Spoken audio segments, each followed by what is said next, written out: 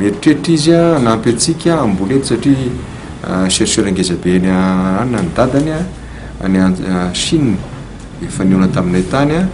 dia mieritreritra izy apiditra karazana fambolena ataoko hoe ville moa zany lazatsika azy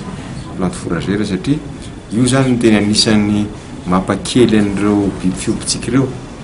raha mame ohatra anareo zao raha eto amintsika ny hoe omby vavy raha omby vavy be ronono reny ny resahana de hoe 1 hectare ny omby ray ny zareo nefa ny 1 hectare mahavelona le zavatra voleny eo zany le bozaka voleny eo zay ilazana azy le ville 1 hectare omby 20 zany efa navita recherche lavitra be mihitsy zany izy tsy OGM le izy fa recherche lavitra be zavatra misy protéine mahita be zay zany ny andramantsika tena andrana mihitsy no atao eto amin'ny Tananarivo no efa mijery tany zany anaovany an'izay dia mampirisika azy koa zany zay ho any Antsirabe satria any ny tany tena misy fiompiana ny antony faharoa dia ry zareo reo zany efa nisy an'ilay orinasa tsy lehibe chercheur fa ny miaraka aminy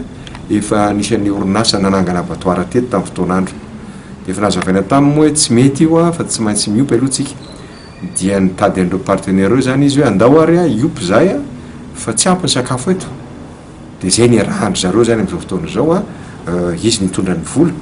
mba ho ampiasainy any arina any afaka roa na 3 taona io abattoir tsara tarena amboariny io ahafahany amin'izany fotoana zany rehefa mety ny tsena mety daholo ny rehetrarehetra de miampita izy makany amin'izay etretiny nanaovany investissement teto amintsika zay ny vilon'omby zavatra efa vita recherche kosa aloha le izy zay lazaiko anao zay hoe raha 1 hectare no omby ray ty nefa 1 hectare omby 20 mivelona amin'ilay izy na niosy zany nampiseho amin'ny sary teo moa ny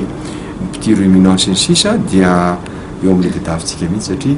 io tsy fampiny ohatrany hoe tsy ampy ny tany volena zay ny tsy ompian'ny olona omby vavy fa ny tena marina tsy ampy ny anina mena an'ireny izy ireny